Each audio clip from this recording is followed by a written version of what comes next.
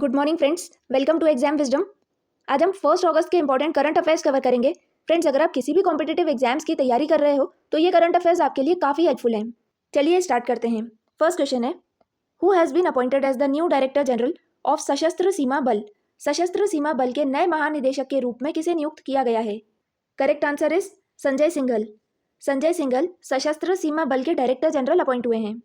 सशस्त्र सीमा बल 1963 में as a special service bureau establish की गई थी, लेकिन 1962 की इंडिया चाइना वॉर के बाद सशस्त्र सीमा बल की प्राइमरी रिस्पॉन्सिबिलिटी नेपाल और भूटान बॉर्डर्स को प्रोटेक्ट करना है। इसका हेडक्वार्टर न्यू दिल्ली में है। सशस्त्र सीमा बल ये मिनिस्ट्री ऑफ होम अफेयर्स के अंडर आती है। सशस्त्र सीमा बल के डायरेक्टर जनरल का अपॉइंटमेंट कैबिनेट की अपॉइंटमेंट कमेटी करती है और इस कैबिनेट की अपॉइंटमेंट कमेटी के chairperson prime minister Narendra Modi हैं। नेक्स्ट क्वेश्चन है, विच स्टेट हैज़ डिक्लेयर्ड 7 अगस्त एज सस्टेनेबल एग्रीकल्चर डे? किस राज्य ने 7 अगस्त को सतत कृषि दिवस के रूप में घोषित किया है? Correct answer is Maharashtra. Maharashtra government ने एग्रीकल्चर की फील्ड में MS स्वामीनाथन के एफर्ट्स को रिकॉग्नाइज करने के लिए ये डिक्लेयर किया है। महाराष्ट्र में doctor MS Swaminathan bio happiness research centre भी स्टैब्लिश किए जाएंगे।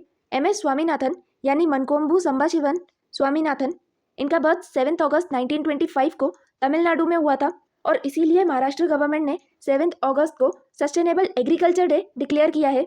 MS स्वामीनाथन को इंडिया के ग्रीन रिवॉल्यूशन का फादर माना जाता है। इन्होंने HYV सीड्स यानी हाई यील्डिंग वैरायटी के सीड्स इंट्रोड्यूस किए थे। ये सीड्स व्हीट और राइस के थे, जिससे कि प्रोडक्शन काफी ज्यादा क्वांटिटी में होता है। MS स्वामीनाथन को पोस्टुमसली यानी मरणोपरांत 2024 में भारत रत्न अवार्ड दिया गया। नेक्स्ट क्वेश्चन है, which sports organisation in India launched benevolence and pension funds?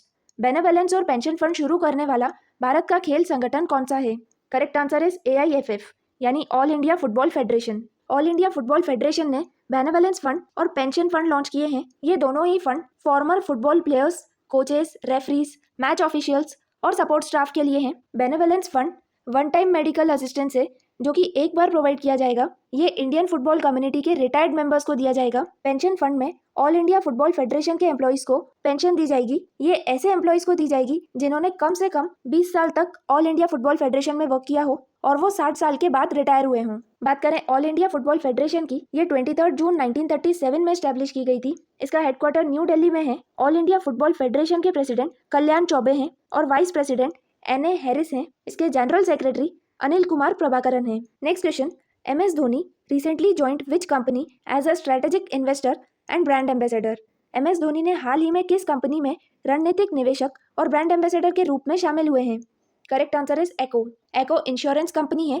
MS Dhoni इसके ब्रांड एम्बेसडर अपॉइंट हुए हैं और साथ ही उन्होंने इस कंपनी में इन्वेस्टमेंट भी किया है। नेक्स्ट क्वेश्चन है, world wide web day is celebrated every year on which date? World wide web day हर साल किस तारीख को मनाया जाता है? करेक्ट आंसर इज 1 अगस्त। हर साल 1 अगस्त को वर्ल्ड वाइड वेब डे मनाया जाता है। इस दिन वर्ल्ड वाइड वेब का इन्वेंशन हुआ था और ये इन्वेंशन 1989 में टिम बर्नर्स-ली ने किया था। वर्ल्ड वाइड वेब डे की इस बार की थीम है Empowering the future, building an inclusive, safe and open web. Next question है, India's first grassland bird census was conducted in which national park? Bharat की पहली घास भूमि पक्षी जनगणना किस राष्ट्रीय उद्यान में आयोजित की गई है? Correct answer is Kaziranga national park. India की पहली grassland bird census Kaziranga national park में कंडक्ट की गई है।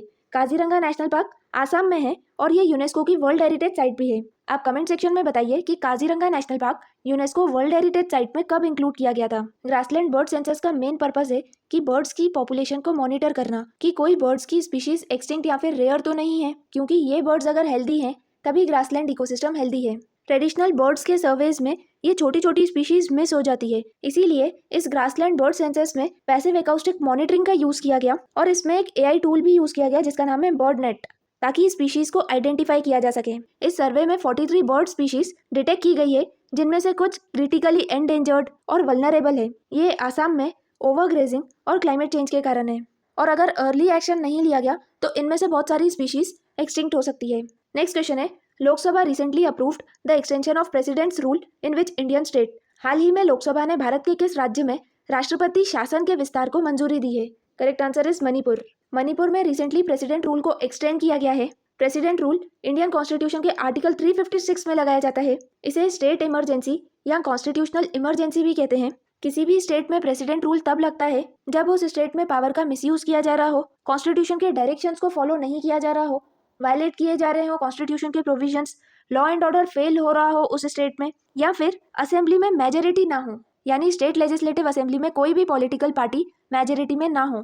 प्रेसिडेंट रूल तब लगाया जाता है जब ये दोनों हाउसेस यानी लोकसभा और राज्यसभा से अप्रूव हो। कंडीशन ये है कि प्रेसिडेंट रूल दोनों हाउसेस से 2 महीने के अंदर अप्रूव होना चाहिए। किसी भी स्टेट में president rule max to max 6 महीने के लिए लगाया जा सकता है, लेकिन इसे 3 साल तक एक्सटेंड भी किया जा सकता है। अगर पार्लियामेंट को लगता है कि उस स्टेट में प्रेसिडेंट रूल लगाना चाहिए तो हर 6 महीने में इसे एक्सटेंड भी किया जा सकता है, और ये एक्सटेंशन मैक्स टू मैक्स 3 साल तक रहेगा। किसी भी स्टेट में जब प्रेसिडेंट रूल लगता है तब उस स्टेट की लेजिस्लेटिव असेंबली को सस्पेंड कर दिया जाता है और उस स्टेट के लॉस पार्लियामेंट बनाती है। स्टेट की एग्जीक्यूटिव पावर प्रेसिडेंट के पास आ जाती है, जिसे गवर्नर के थ्रू उस स्टेट में इंप्लीमेंट किया जाता है। प्रेसिडेंट रूल पे जुडिशियल रिव्यू हो सकता है, यानी कि इसे कोर्ट में चैलेंज किया जा सकता है। नेक्स्ट क्वेश्चन है, which platforms are included in Australia's ban along with YouTube. YouTube के साथ ऑस्ट्रेलिया के प्रतिबंध में किन प्लेटफॉर्मों को शामिल किया गया है? Correct answer is TikTok, Instagram, Facebook, x and Snapchat. ये सारे सोशल मीडिया प्लेटफॉर्म्स ऑस्ट्रेलिया में अंडर 16 एज के चिल्ड्रंस के लिए बैन हैं, और रिसेंटली ऑस्ट्रेलिया ने यूट्यूब पे भी बैन किया है। मतलब ऑस्ट्रेलिया में अंडर 16 एज के चिल्ड्रन यूट्यूब वीडियोस तो देख सकते हैं, लेकिन यूट्यूब पे अकाउंट नहीं बना सकते हैं। इस पे बैन किया गया है। नेक्स्ट क्वेश्चन है, where will the new SRY gene test rule be implemented for the first time. नई SRY जीन टेस्ट नियम का पहली बार कहाँ लागू किया जाएगा? इसका आंसर है वर्ल्ड एथलेटिक चैंपियनशिप 2025, जो कि टोक्यो में होगी। वर्ल्ड एथलेटिक्स काउंसिल ने एक न्यू रूल इंट्रोड्यूस किया है। ये रूल सारी फीमेल एथलीट्स के लिए है। सारी फीमेल एथलीट्स के लिए SRY जीन टेस्ट मैंडेटरी है। ये test once in a lifetime है, यानी कि एक ही बार होगा। SRY जीन टेस्ट यानी sex determining region Y test, ये टेस्ट बायोलॉजिकली सेक्स डिटरमाइन करेगा। इसे चीक्स या ब्लड टेस्ट के थ्रू कंडक्ट किया जाएगा। वर्ल्ड एथलेटिक्स काउंसिल ने 1 सितंबर से ये टेस्ट सारी फीमेल एथलीट्स के लिए मैंडेटरी किया है। इसीलिए 13 सितंबर से स्टार्ट होने वाली वर्ल्ड एथलेटिक्स चैंपियनशिप, जो कि टोक्यो में होगी, इस चैंपियनशिप में पहली बार SRY जीन टेस्ट इंप्लीमेंट किया जाएगा। नेक्स्ट क्वेश्चन है, in which year were the sacred Piprahwa relics of lord Buddha originally discovered. भगवान बुद्ध के पवित्र पिपरहवा अवशेष मूल रूप से किस वर्ष में खोजे गए थे? Correct answer is 1898। 127 साल बाद पिपरहवा रेलिक्स वापस इंडिया आए हैं। इनमें precious James, gold ornaments, pearls और लॉर्ड बुद्धा के एशेज हैं। 1898 में ब्रिटिश इंजीनियर विलियम क्लैक्सटॉन ने उत्तर प्रदेश के पिपरहवा से इन्हें डिस्कवर किया था, और ऐसा माना जाता है कि ये लॉर्ड बुद्धा के पवित्र अवशेष हैं। रिसेंटली ये पिपरहवा रेलिक्स हांगकांग के ऑक्शन में रखे गए थे, लेकिन ministry of culture, Godrej foundation और गवर्नमेंट ऑफ इंडिया के एफर्ट से इन्हें इंडिया में वापस लाया गया है, और अब ये दिल्ली के नेशनल म्यूजियम में रखे जाएंगे। नेक्स्ट क्वेश्चन है, what percentage tariff has Donald Trump announced on Indian exports to United States starting 1 August 2025। Donald Trump ने 1 अगस्त 2025 से भारत के अमेरिकी निर्यात पर कितने प्रतिशत टैरिफ लगाने की घोषणा की है? Correct answer is 25%। US president Donald Trump ने इंडिया के एक्सपोर्ट्स पे 25% टैरिफ लगाया है, और इसी के साथ एडिशनल पेनल्टी भी लगाई गई है। ये डिसीजन इंडिया के रशिया के साथ ऑयल और डिफेंस टाइज के चलते लिया गया है, क्योंकि इंडिया रशिया से ऑयल और डिफेंस इक्विपमेंट्स खरीदता है। ट्रंप के अकॉर्डिंग ये एक एंटी यूएस स्टेप है, इसीलिए ये बैन लगाया गया है। इससे इंडिया यूएस की ट्रेड डील्स अफेक्ट होगी। नेक्स्ट क्वेश्चन है, Nikhil Ravishankar has been appointed the CEO of which airline. Correct answer है Air New Zealand. Nikhil Ravishankar New Zealand की एयरलाइंस एयर न्यूजीलैंड के CEO अपॉइंट हुए हैं। नेक्स्ट क्वेश्चन है, TN Manoharan passed away recently, he was the chairman of which bank at the time of his passing. TN Manoharan का हाल ही में निधन हुआ है, वे अपने निधन के समय किस बैंक के अध्यक्ष थे? करेक्ट आंसर है IDBI bank. TN Manoharan IDBI bank के चेयरमैन थे, और रिसेंटली उनकी डेथ हुई है। ये ICAI यानी institute of chartered accountants of India के फॉर्मर प्रेसिडेंट भी रह चुके हैं। 2010 में इन्हें पद्मश्री अवार्ड दिया गया था। नेक्स्ट क्वेश्चन है, Meghnad Desai who passed away recently is associated with which field. हाल ही में दिवंगत मेघनाथ देसाई किस क्षेत्र से जुड़े हुए थे? Correct answer is public affairs and economics. Meghnath Desai renowned economist थे। ये इंग्लैंड के हाउस ऑफ लॉर्ड्स के मेंबर भी रह चुके हैं। हाउस ऑफ लॉर्ड्स यानी जैसे कि इंडिया में राज्यसभा होती है। 2008 में मेघनाथ देसाई को पद्म भूषण अवार्ड दिया गया था। 2021 में मुंबई में Meghnath Desai academy of economics establish की गई थी। मेघनाथ देसाई एक फेमस ऑथर भी थे। इन्होंने काफ़ी सारी बुक्स लिखी थी। 1973 में मार्क्सियन इकोनॉमिक थ्योरी, 1981 में टेस्टिंग मॉनिटरिज्म, 2006 में rethinking Islamism the ideology of the new terror, 2004 में Nehru's hero Dilip Kumar in the life of India, और 2009 में रीडिस्कवरी ऑफ इंडिया। ये सारी बुक्स मेघनाथ देसाई ने लिखी थी।